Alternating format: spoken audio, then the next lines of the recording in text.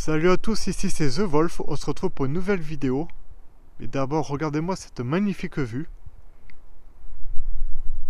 On va partir à l'exploration d'un château en ruine. Regardez-moi cette petite merveille. Regardez-moi ces gros blocs de murs. En tout cas, ça a l'air incroyable.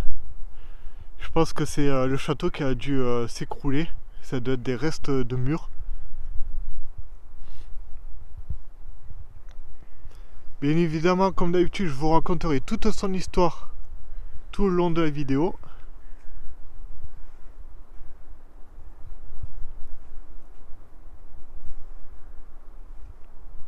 Après, on ira juste en haut, là. Alors, c'est un petit château qui est en ruine, au milieu d'un village. Regardez-moi ici, déjà. Ça, on peut déjà voir que c'est un morceau de rempart, sûrement, qui s'est écroulé. À la base, il devait être droit. Il reste plus grand chose, hein.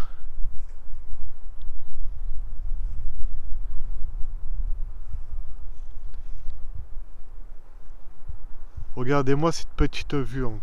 Vue sur les Pyrénées. Mais très tôt le matin, en plus il fait un peu froid. Regardez-moi ce que j'ai trouvé. Là, ils ont construit une petite cabane.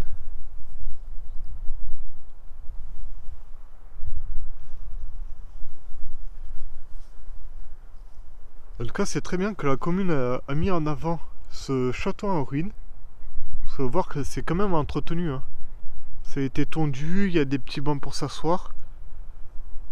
Il manquerait juste des petits écriteaux là pour qui racontent son histoire. Ce serait vraiment sympa pour les gens qui viennent visiter ce château. On peut voir que tout a été fait en pierre. Sûrement les pierres qu'ils ont trouvées sur place. Il y a quelques pierres de taille sur les angles.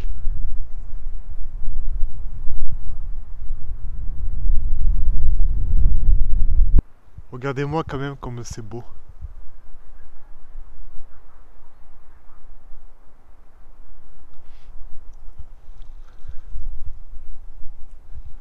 En tout cas, c'est incroyable. De cet important site médiéval, supposé construit au XIe siècle par Sanche Ier, deuxième vicomte de la Barthe. Il ne reste qu'une partie de l'imposant donjon, bâti de galets et de quartzite, savamment agencé et de pierres taillées, la basse-cour et des murs renversés. Pourtant, face aux Pyrénées, aux vallées de Neste, d'Or et de l'Aragon, ce château a une importance de premier ordre.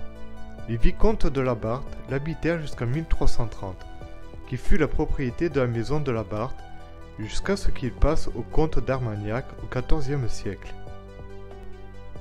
En 1475, il devient propriétaire des rois de France jusqu'à Louis XI. Durant les guerres de religion, au XVIe siècle, il est le refuge de ligueurs. Henri IV ordonne alors sa destruction. Le sénéchal du roi à Toulouse fait raser le château à hauteur du pont-levis. Il est reconstruit plus tard et devient le repère de 60 bandouliers qui terrorisent la population. Au XVIIIe siècle, ce qu'il en reste est cédé au duc d'Antin, puis à son héritier le duc d'Uzès en 1768. Il est acheté par Pierre de Lassus en 1769. La famille en est encore aujourd'hui propriétaire et porte le titre de baron de la Barthe. Malheureusement, il n'y a pas grand chose à voir, c'est ce qui arrive quand il y a des petites ruines comme ça. Si vous avez aimé la vidéo, il ne faut pas hésiter à liker, partager, commenter et à vous abonner. Allez voir mes autres vidéos de château en ruine, il y en a beaucoup sur ma chaîne.